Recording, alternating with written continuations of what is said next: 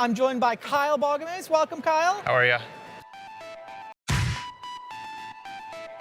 Raja Suleiman with Orzhov. Max McVitie. Congratulations, Brian DeMars. Zach Allen. I wouldn't be here without these guys, though. So. And the champion of Pro Tour counter-attack here, Ari Lax.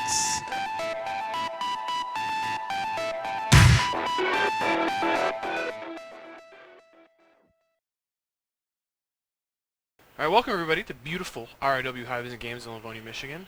I'm Zach, joined by Raja. And today we're making magic happen. We're playing some Paper Pioneer for everybody. I'm battling with Sultai Delirium, which is, post-banning, with all the combo decks getting banned out of Pioneer, people thought it was going to be the best deck in the format. Turns out it hasn't really been the best deck in the format, but it's still up there, definitely in that tier 1 of decks. Yeah. And we're gonna keep running it through its paces against the other decks, see how it's actually performing, see if we can kind of tune the list as we go, figure out what we like. And I said last week that I wanted to just move away from Traverse, go back to a 26 land deck just to make sure I had more Uro land drops. I didn't like that as much as I thought I would, so now I'm back on Traverse, but I'm playing 3 Traverse now and 24 lands, so 27 mana sources, which is kind of a lot, but you do want a lot of lands in an Uro deck, and Traverse is like a land/spell, and I have 2 cycling lands in Zaggoth Triome, so, a lot of lands, but also I can turn them into spells if I need to. Yeah. We've got Uro, which is what the deck's based around. Probably best top 5 card in Pioneer. Card's just extremely strong. 3 mana 6/6, but when it enters the battlefield, you sacrifice it if you didn't cast it from your graveyard. When it enters the battlefield, you can put a land from your hand on the battlefield, draw a card, and gain 3 life. And you also do that every time it attacks. And you get it in play by casting it for 4 mana from your graveyard, green, green, blue, blue, and then you have to exile 5 other cards. And then if you do it from your graveyard, it stays in play. Now you have a 6/6 that's gaining you life, kind of unbeatable. But casting it from your graveyard's not easy. It takes 7 mana to get to that point if you're doing it just on its face. But if you discard it, you can kind of cheat the front half, which is kind of something this deck is doing, or get it in your graveyard some other way. Right. So, we're trying to enable Uro. That's kind of the whole idea. We're doing that with Thoughtseize as Disruption. One of the best disruptive spells in the format. Goes to the graveyard, helps fuel the escape. Same thing with Fatal Push, just a great removal spell against creatures, helps fuel escape. Assassin's Trophy, another cheap removal spell that just kind of unconditional removal. Again, fuels escape. And Traverse, kind of the same way. It's like a fetch land early in the game, gets a basic, and then just, cantrip essentially by getting a basic. Now is in your graveyard, fueling escape. The big difference for me is a lot of decks play Satyr Wayfinder, which, 2 mana 1/1, flips over the top 4 cards of your library. You put a land in your hand, the other 3 cards go in your graveyard. That gets you 3/5 of the way to an Uro. I'm trying Grizzly Salvage, which I think is much better. Grizzly Salvage, when you're trying to get Delirium too, because you're a Traverse deck, always puts an instant in your graveyard, which Satyr Wayfinder does not necessarily do. And then Grizzly Salvage looks at 5 cards, and then you put 1 in your hand. So after the Grizzly Salvage is resolving, it always put 5 cards in your graveyard, which is big because that's exactly the number Uro wants. It's exactly the number Jace Vryn's Prodigy needs to flip. And it's much better, because it also always put an instant in your graveyard, it's much better at turning on Delirium for Traverse and Ishkanah. And Delirium is 4 different card types in your graveyard. So I think that's relevant. Also, just the fact that it's an instant in your graveyard means I can cast it with Jace, which, is a good way to give Jace value. I have Traverse and Grizzly Salvage as just good value flashback spells for Jace. And Jace is a 2 mana 0/2 that kind of loots a couple times, flips over into a powerful Planeswalker that can cast instants and sorceries out of your graveyard. And this deck is really good at that. I have a bunch of cheap spells that Jace is going to help cast, and Jace is just a really powerful card. Sultai is just a deck full of good cards. It's trying to play a bunch of good cards. For sure. Jace and Uro are the king of that. I've got Scavenging Ooze as 2 Herbal Graveyard Hate. I'm playing 2 because I'm scared of other Uros. Definitely tough when black removal doesn't get rid of Uros, so I like to have 2 Scavenging Ooze. Tireless Tracker, I'm up 1 over the normal list. Allow us to play 2. I have 3. I love its combination with Uro, just a really powerful card in the format, and just really good value card. And I think the format's moving further away from being just really aggressive, really powerful, really fast into a grindier format. And when you want to grind, Tracker's great. I have 2 Murderous Riders as removal spells I can hit off of Grizzly Salvage and Traverse. Really useful to just be able to find a Hero's Downfall when you want it. And then Ashiok Nightmare Muse, I can't really tutor for it, but it is a unique card type in the graveyard for Delirium, and just, good card, good catch-all answer, just, good card. Ishkanah Graph Widow, the defensive tutor target, if I'm behind on board, Ishkanah's really good at catching you up, buying you time to kind of get your removal spells lined up to kill their stuff, or start overtaking the game with your other powerful spells. I need Delirium for it, but again, Grizzly Salvage helps enable it. Jace, discarding stuff helps enable it. And then I have Scarab God. This is kind of my unique take for the day. Like I said, I think the format's becoming more mid-range based, and in mid-range mirrors, Scarab God is king. It dominated a standard format, super good at just making the game go long, and it's just really good with a bunch of the cards I already have at getting good things to bring back from the yard. So we're going to see how Scarab God goes, and then the big hammer of the deck, Emrakul the Promised End. When people are playing fair mid-range games, Emrakul just ends them a lot of the time. So we'll see how it goes, but I think this is a good build of the deck. And yeah, what are you doing today, Raja? Yeah, so I'm playing the Mono Green Devotion deck. It won the Pioneer Showcase Challenge over the weekend. Yep. Looks like one of the better decks in the format already. This was actually one of the best decks in the format early on, but then it had a bunch of nerfs in the form of ban to Oath of Nissa, ban to Once Upon a Time, ban to Leyline of Abundance, and then most recently lost Walking Ballista. I did get Oath of Nissa back, and a lot of the core is still strong. It's built around Nykthos Shrine to Nyx, which is a land that taps for colorless, and then you can pay 2 mana and tap it, choose a color, add that amount to your mana pool of any color based on your devotion. Yep. So this deck just gets a bunch of green pips in play, and then makes a lot of green mana. And you do that through playing tried and true 8 Elvish Mystic variants, Landware Elves, Elvish Mystic. You have 4 Oath of Nissa, helps you find your early creatures, helps you find your Nykthos, helps you find your more powerful creatures later in the game, provides devotion.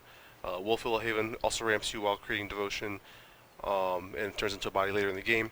Burning Tree Emissary is really nice because it is 2 pips that immediately pays you back 2 mana, which lets you use your Nykthos immediately.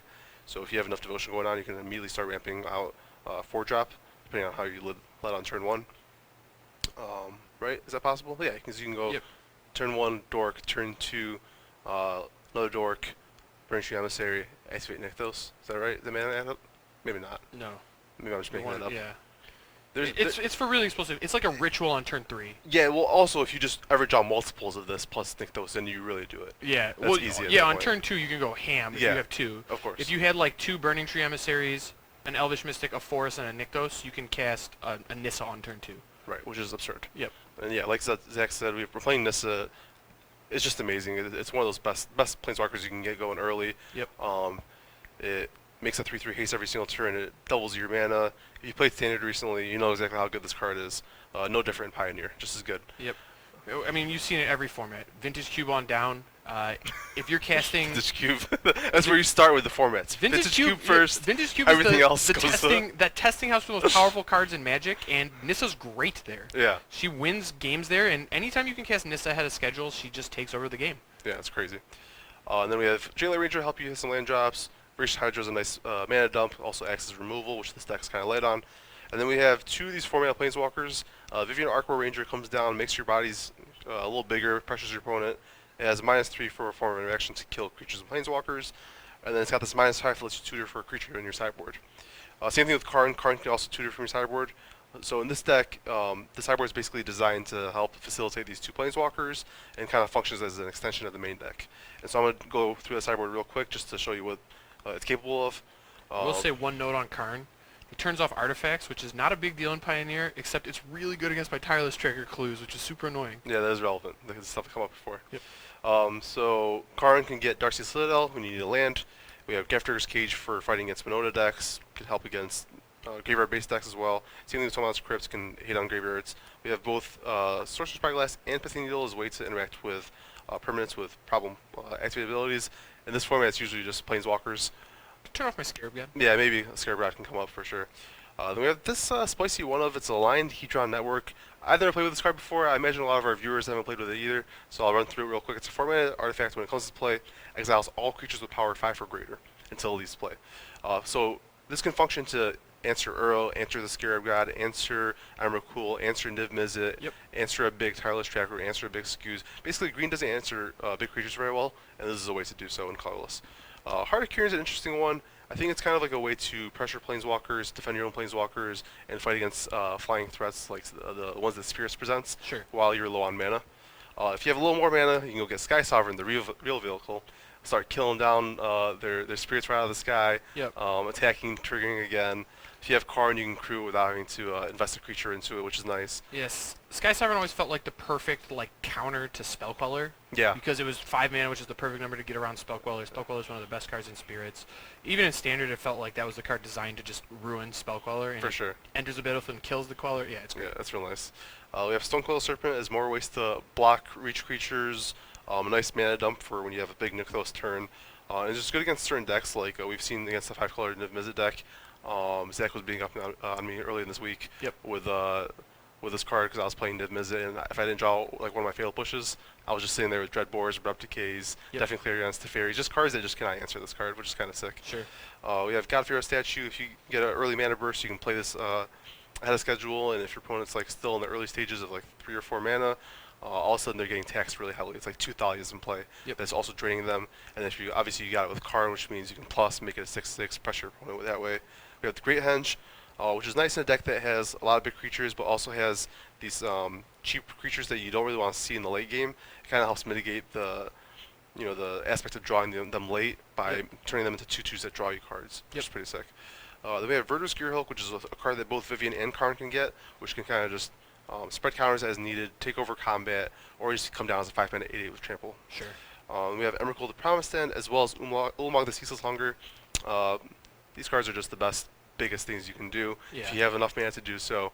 One's usually better than the other in certain situations, but having the option to choose either one of them. If you have problem permanents, you get Ulamog. If your opponent's sitting there with a lot of cards in hand, you think you can really dismantle their board and their hand in one big fell swoop, you get Emrakul. It's actually interesting, like both of our decks are playing Emrakul, and we're both kind of doing it in similar ways where we have very few copies, but a lot of ways to find them. Right. Right? Because you just don't want to draw 2 copies of that card, but when you can cast it, it's so good you want to cast it. You don't want to draw any copies of the card. You want to just find it when you're ready for it, Exactly, right? yep. So, yeah, our decks both do that exactly. The last card here is Elder Gargaroth. This is a new card from M21. It's a 5-mana 6/6 with Vigilance, Reach, and Trample. And it says whenever you attack or block, choose one, create a 3/3 beast, gain 3 life, or draw a card. This card's really good against your aggro decks, mono red, mono black, spirits, it's got reach. It's just kind of like it's like the green Baneslayer Angel, and you can go find it off Vivian or Arcbow Ranger, cast ahead of schedule, and just kind of take over the game. So. Yeah, perfectly statted too for the format. Gets around Spell Queller and Fatal Push by being 5 mana. Gets around Lightning Axe out of Phoenix by being a 6/6. Just big. Yeah, exactly. Yep. All right, let's shuffle up in battle. Let's play. All right, Raja. Last time we did this, I lost every die roll because I was calling it. So you're calling it this time. Do you want even or odd? Easy. Odd. All right, I'll be on the play. God.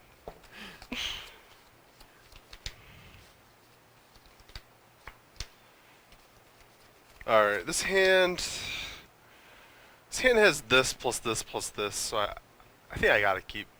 How are you looking, Zach? My hand has all the colors of mana, 3 lands, a perfect curve, the enabler I want. This is just the dream hand for Sultai. The only thing that could make it better would be a Thoughtseize. Alright. Later Elves, good. I'm going to play a Blooming Marsh and Fatal Push. That's really bad. Go ahead. Oh man, my hand doesn't do anything anymore. Go ahead. That's not a very good draw. The other draws were better, but it's fine. I'm going to shock. I'll go to 18. Okay. I'm going to play a Jason, pass to you. Alright. Shocking a breeding pool there. Play Oath Anissa. Yep. Trigger. 1, 2, 3. No. Another elf? Oh, can you not cast that? Oh, good. That's awkward. Yep. That's real awkward. Alright. I'm going to draw for turn.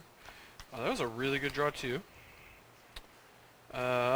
So before I do anything with Jace, I'm interested in flipping him right now. So I'm going to cast a Grizzly Salvage. Okay.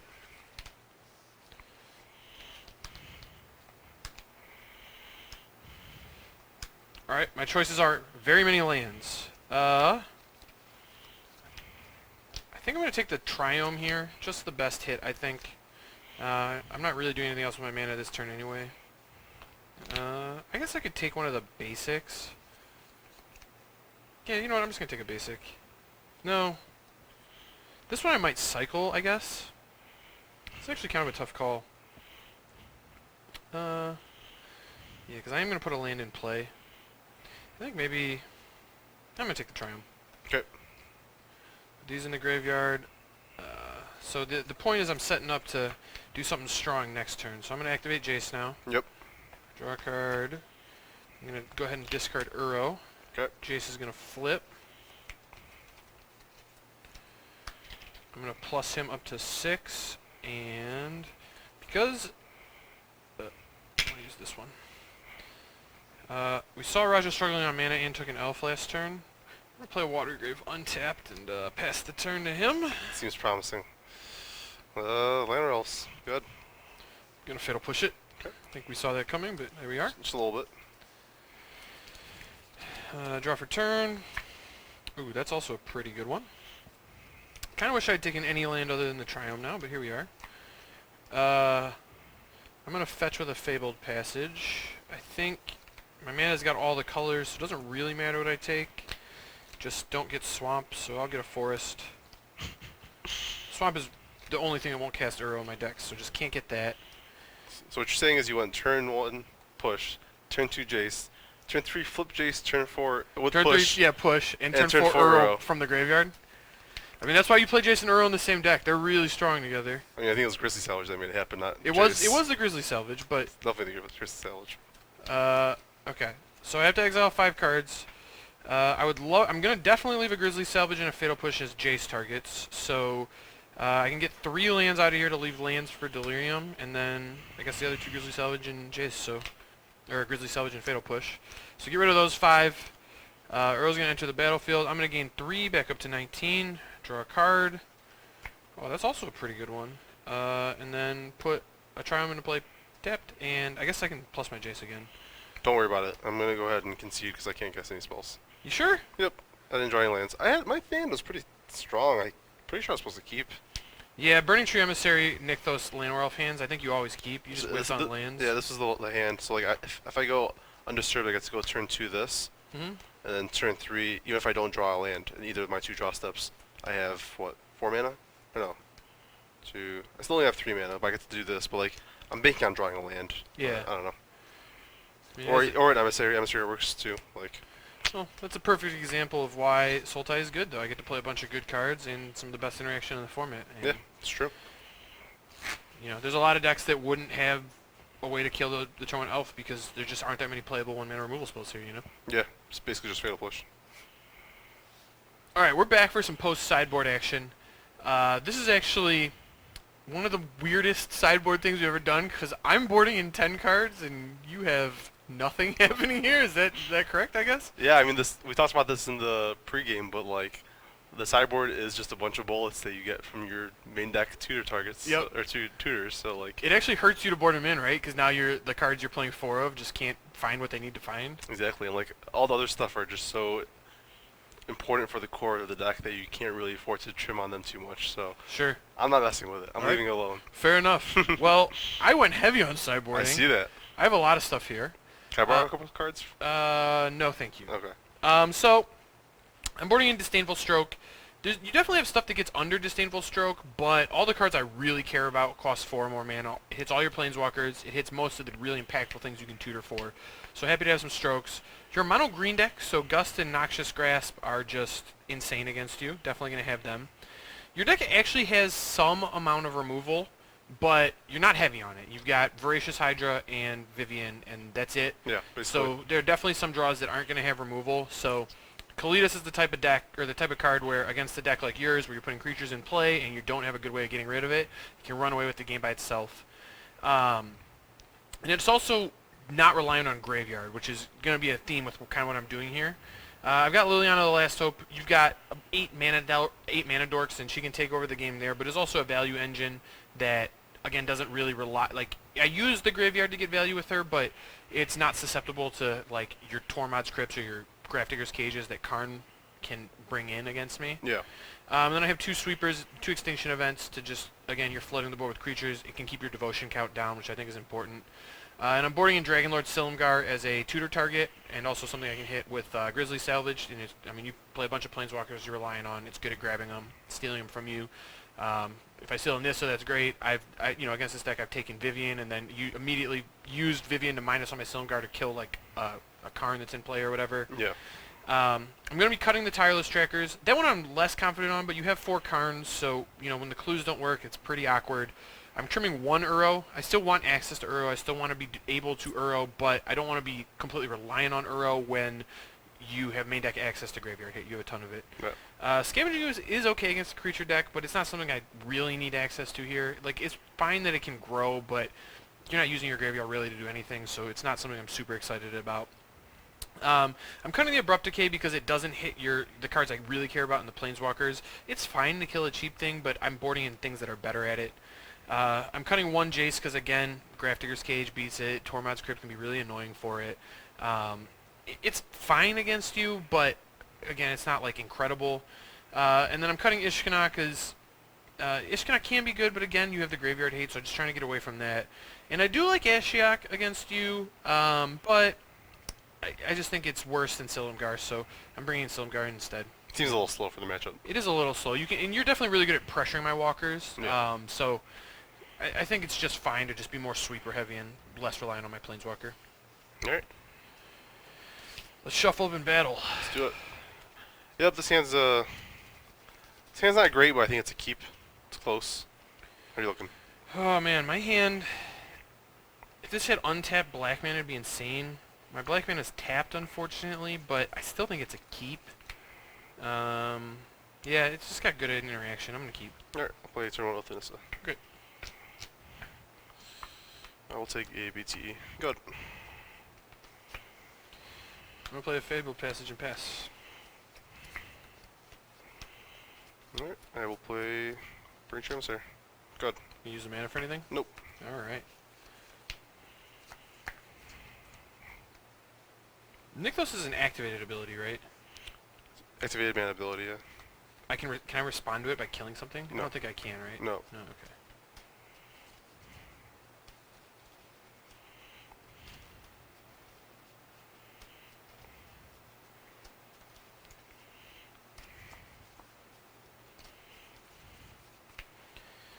Alright, got the Swamp, which is going to help us cast Uro later.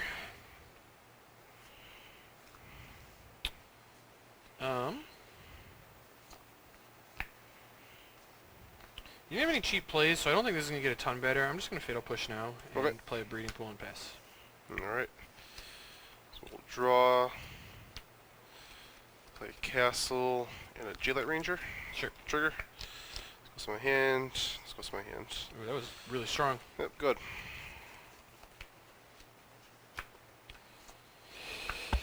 Alright, I think Raja might have a lot going on over there. But I'm still at 20, so I'm going to go ahead and Thoughtseize and just see what's up. Alright, I got 3 lands, one of which is a Nykthos, a Vivian, a Karn, and a Nissa. One of each Planeswalker. Huh. Well, this ain't great for me. What am I least scared of? I think I'm definitely supposed to leave you with Vivian.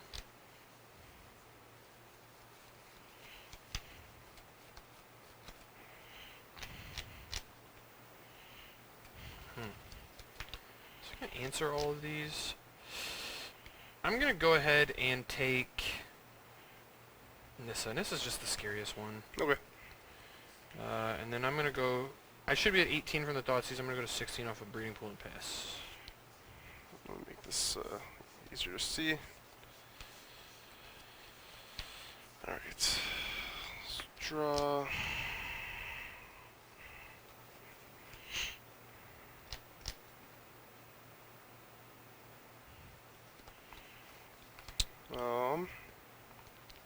Play Elvish Mystic. I'll play Nykthos and cast a Vivian. I will Disdainful Stroke it. Okay. And I'll attack you for 3. 2? 2, excuse me. 2. 2? 14. Good. Alright. That was a decent draw.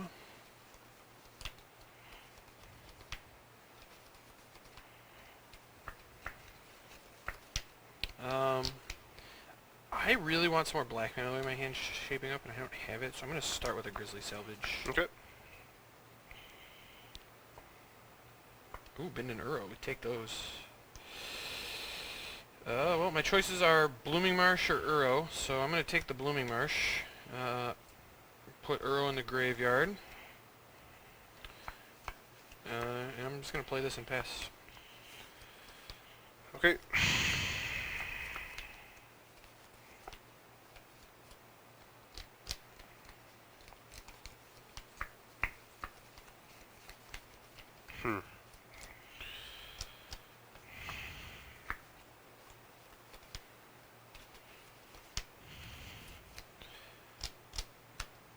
Alright, I'll make 4 green here with Nykthos and play Karn.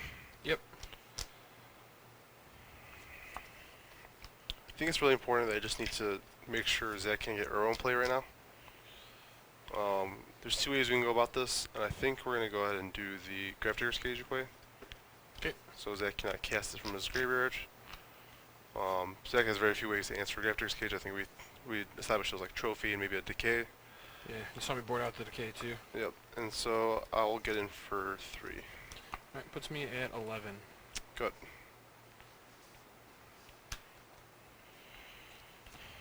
Draw for turn. Well, that's a little annoying. How many cards in hand? 2? 2. You definitely had access to more mana if you had any better plays. The question is, how much do I care about this cage? I don't think the cage is... I think I can win without Uro. But...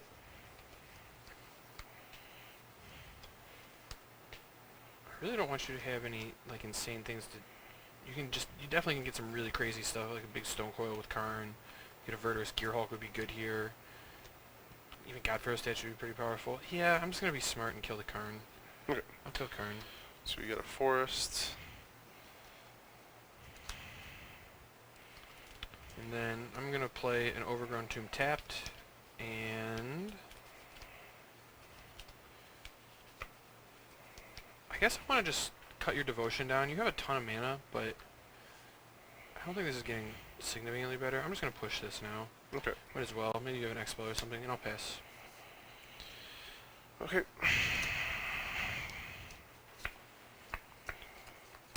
This cage is really annoying, though. You can see why I boarded out a bunch of my graveyard stuff, because this is going to be a problem for me. Yeah, that's kind of the idea. I want to make sure Uro's turned off, future Jaces are turned off.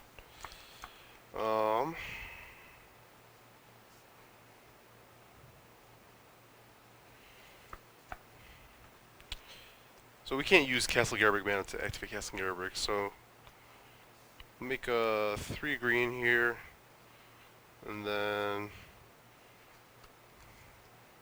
3 green, and that makes 6 green, 7, 8. Is that right? I think that's right. Yeah, because this is a +1, this is neutral. I really don't have to use this, but either way. I'll play a big Voracious Hydra. That thing's big. So it's going to be X equals 6, so we're going to be a 12-12. Use these cool RW dice, and I'll attack Zach for 2. Alright, I go to 9. Good. So Zach has used a couple of Fatal Pushes already. Kind of hoping he doesn't have more. They have different CMCs, so they're good against Extinction Event here. Or at least not as bad. I'm going to shock and go to 7, and then hope you don't have another Hydra. That's terrifying. Alright. Now I got a 12-12. Thank you! Go ahead. Oh, that sucks. That is one beautiful 12-12 fellow there. That doesn't do it. That does not do it.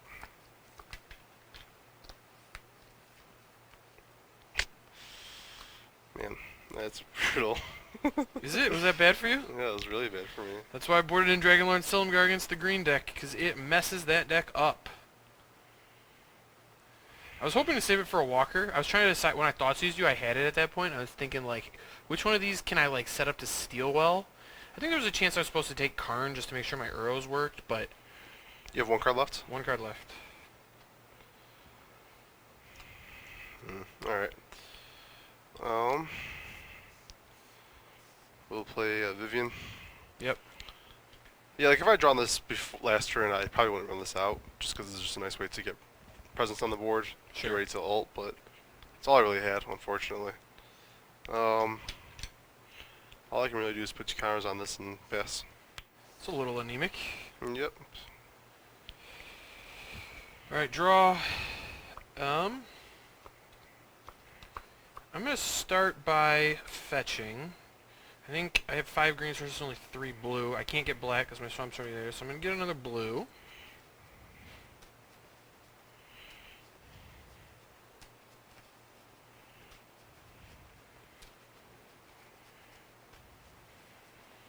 And then I'm going to tap these 3 lands and cycle this Triumph. Okay. Well,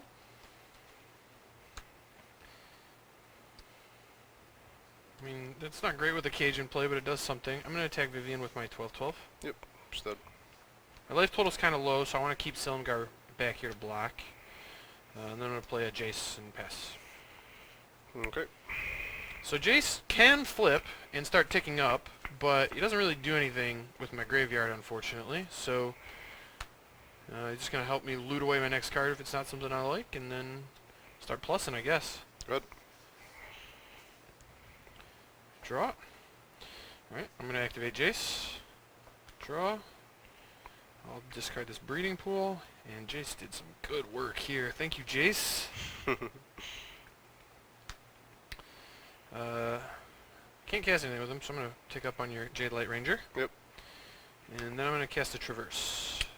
Seems strong. I have land, creature, instant, sorcery. Those are the only 4 types I have in my deck post board, but I have all 4 of them. So I get to search for anything I want. It's not going to be another Uro. How close am I to Emrakul? Not super close. I could get a Kalitas, which would be good, but I'm supposed to get this fella.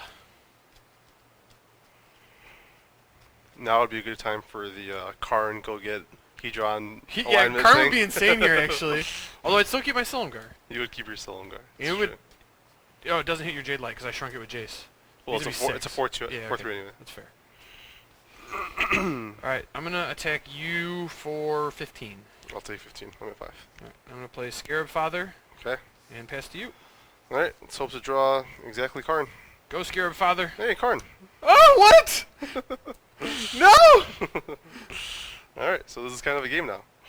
Let's minus. Unreal? Get the card. Cool. Aligned Hedron network. Unreal. Scarab Man down. Cast it. Get these 2 out of here. Yep. Oh, this is particularly annoying, too, because I have a trophy in my graveyard that Jace just can't cast. Yep. And this is actually. Oh, this is tapped. This is actually kind of nice because. Oh no, you plussed on this, so this is actually just 2 power. Yeah, it's just 2 I power. was gonna say this would be a 2-turn clock, and Zach would need to leave this back if he doesn't draw anything, and he can't pressure Karn, but that's not the case here, unfortunately. Jace actually still doing something. Jace is doing stuff. I'm still gonna attack you for 2 though. Alright, I'm at 5. Go ahead. And you're at 5 as well? Right. Alright, well now we need to hit, I guess. Draw. I don't think that really counts as a hit. I'm going to attack Karn. I don't want you to get something crazy here. Get him off the table. Yep. And then play another Jace, I guess, and plus on this one. Yep. And then Jace is up at 7. It's your go. All right, baby. We need another good one. Another good one. Tech. Me or Jace? You. Alright, I go to 3. I'm not blocking. This Jace is too important. Good. Alright, 3 to 5. Race is on. Alright, draw. That's actually good here. I guess. It's kind of good. I'm at 3. I don't know if that is actually good or not. I guess it's good. You have 1 card in hand? Yep. You probably would have played it if it was something that mattered. No, my deck has a ton of instants and sorceries, or instants Yeah. to play, flash creatures. And Probably would have played it if it was something that mattered. I am betting it's a Nykthos. That would be my bet. I'm going to attack you for 3. that's you. And the thing I'm most scared of here is Nissa. Nissa would kill me if I don't cast this spell, so I think I'm supposed to cast it. Extinction event? It is Extinction Event. Okay. I will name Odd. Seems Both my smart. creatures live conveniently. Alright. And then I'll plus this Jason pass. Alright, so we need, what do we need here? Another Karn would do it. We're also happy with a, What does another Karn get? Oh, It can get either Stonecolor Serpent, oh, to block this. Sure. or I might be able to cast what's called at this point Emrakul, because I have 2 Karen Bricks. I don't know. Maybe not. But Karn is definitely good. Huh! That's 2 forests. Yes! Got there! Too many bricks. Too many bricks. How do we feel about the matchup here? I feel like none of my 3 draws were indicative of like what this deck wants to be doing. I think some of them were functional. The first one didn't. Once you took once you fail push my creature, it just didn't do anything. But the second 2 were just like hands that were like fine, but weren't good enough. Like I kept a 1-lander with 2 Dorks, an Othanissa, and a Jaylight Ranger. Sure. And then like you took the Othanissa. I never hit a land to play the Jaylight Ranger. The game went really long before I even. Yeah. Then when I finally cast Jaylight Ranger, you had like Aether Gust up, and like. Yeah. It's just kind of hard to tell how good the matchup looks or what the deck's supposed to look when it's working on, like, you know, on all cylinders when the draws look like that. Yep. There's definitely like an aspect of like, it felt like I had no chance, and then like, but somehow you just bricked off a couple times, and then my deck started getting real explosive. Yep. And yeah, like I felt like I turned the corner, but like not enough to where you couldn't come back, and we saw that you got down to like 1 life. And then played an Evercool, and I still only had 1 forest in play. So, like, Sure. you know, it's hard to really derive an entire understanding of a matchup based off that sample size. But it definitely feels like the combination of 4 Fatal Push, 4 Thoughtseize makes this deck hard to function. Like, it's Sure. just... like, if you have a hand that's, like, mana heavy, you just Thoughtseize away the Planeswalker. And if you have a hand that's land light with a Dork, you just kill the Dork, and they just kind of, like, you know, spin their tires for a while. Yep. So, I don't personally like playing decks like this usually because of that aspect. I'm usually the guy casting Thoughtseize and Fatal Push. Sure. But I see why people play this deck. I think it's very strong. It's very consistent too. Like we didn't see that in our games, but I think that like playing a monocolor deck where a lot of the cards kind of function the same way makes the deck super consistent. Yep. Whereas like your deck only has the 4 Fatal Push, only has the 4 Thoughtseize. You don't want to draw Thoughtseize late. You know, Fatal Push can stop mattering after like turn 4, but if you have them early, you know, really Sure. strong.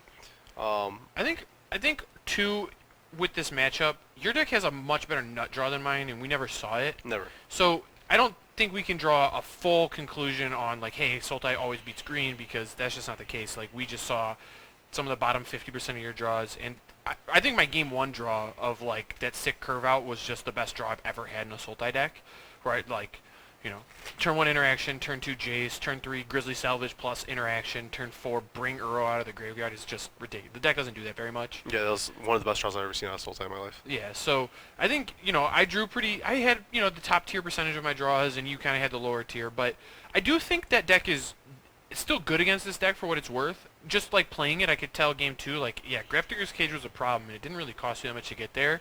And it, like, Karn presented, like, a immediate answer and getting like a quick Grafdigger's Cage, plus like, you know, I had the answer for Cage, but I had to use it on Karn because, you know, I'm just terrified of what he's going to get next turn.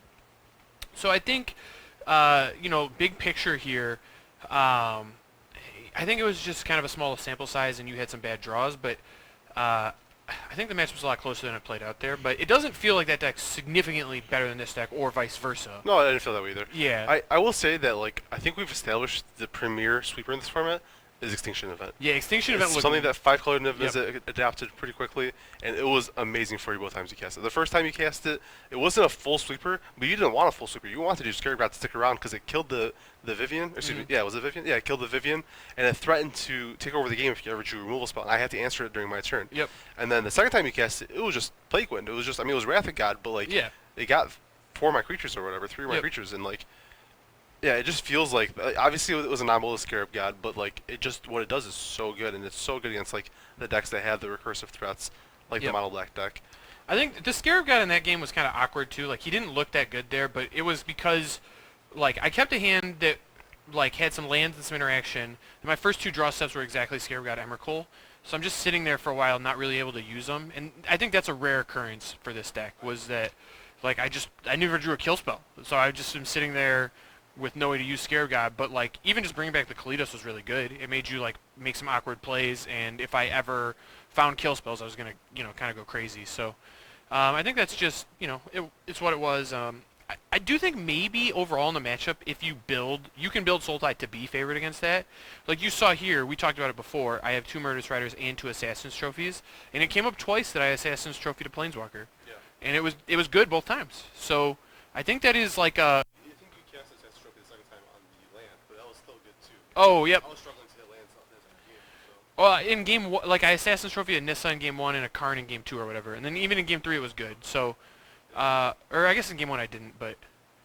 Yeah, I'm not sure anymore. Regardless, the trophy was good. Trophy's good. Yeah, the trophy was good. So, I think maybe trophy's underplayed because it's got such a bad rap, like for being really bad in standard, and it is bad in standard because standard's so rampy, like mana heavy. Yes. But Pioneer isn't that. Even though it is a mid-range format, it's less rampy. And a lot of the mid-range is kind of defined in the mid-game, like you have a lot of 3 and 4 and 5 drops, and you never really want to ramp them, but I think it's more acceptable here, and I do think there should be a little more trophy going around. Yeah, I can see that for sure. I think Trophy's perfectly fine. I don't think that every deck can really use this mana all the way. Like, I think Spirits doesn't really use mana. Yeah, trophying a spirit, like outside of exactly Spectral Sailor, yeah, they don't have a mana sinks at all. Yep, and then like Mono Red doesn't really do it either. Mono Black can because it's got like castles and mutavaults, but like and like waste 3 mana guys. Yep. But, like the utility, the no questions asked kind of removal can be understated in certain matchups. Well, I would say Abrupt Decay is better against Mono Black, but Mono Black doesn't feel like a huge player in this format at the moment, and also like it's not that much better against Mono Black, and like you just mentioned it, Mutavault and Castle, Trophy hits those, Abrupt Decay doesn't, so it can matter. It's Demon, or excuse me, it's the Spawn of Mayhem, sure. It's Wrinkle. Sure, oh yeah, Rankle too, so yeah. Even in the matches where you think it's not as good, it's still relevant in certain ways. Sure. So, yeah, I don't know. Thought it was interesting. But again, that's enough for this matchup. Thanks, everyone, for joining us. Again, apologies for the technical difficulties, but I think we mostly solved them there. So, if you like the content we were making, remember to leave a like and subscribe to the channel. It really helps us grow. It really helps us get new equipment so we don't have to deal with these faulty mics. Yeah, if you want to leave a comment, we will be in the comment section answering questions you have about the matchup, answering questions you have about the deck list, all of that. Happy to answer, as well as just, if you want to make fun of me for talking on mute for a little bit, you're welcome to do so. So, thanks again.